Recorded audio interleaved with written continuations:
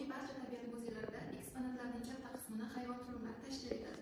Shu jumladan bizning O'zbekiston davlat tabiat muzeyimizda ham mingdan ortiq hayvon, qushlar, sudralib yuruvchilarning turumlari ekspozitsiyaga qo'yilgan. Hammamizga savol tug'ilishi mumkin, bu turumlar qanday va kim tomonidan tayyorlanadi? Bu soha taksidermiya deb ataladi. Taksidermiya hayvon tanasini ko'rsatish yoki o'rganish uchun manekin holatda saqlash sohasidir. Taksidermiya so'zi yunoncha taksi tartibga solish, dermatera so'zlaridan olingan. Bu soha vakillari taksidermistlar deb ataladi.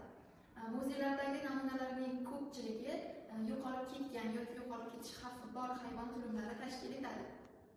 Bu hayvonlar turum uchun ataylab ovlanmaydi. Hayvonot bog'larida, tabiat qo'ynida, qo'riqxonalarda umri tugar yoki kasallik tufayli nobud bo'lganlaridan so'ng ularning terilaridan turum tayyorlanadi. Turum tayyorlashdan oldin teri tanadan ajratiladi. Teri turiga qarab kimyoviy modda tanlanadi. Yog'och, jun, simdan karkas tayyorlanadi va unga o'rnatiladi. Taksidermiya namunalari fonddan ekspozitsiyaga qo'yilganda va muzeyga kirib kelishida ham albatta taksidermist nazoratidan o'tkaziladi.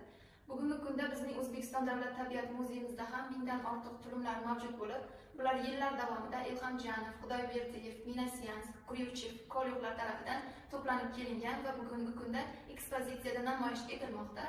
Bu turumlarni ko'rish uchun siz albatta muzeyimizga tashrif buyurishingiz shart.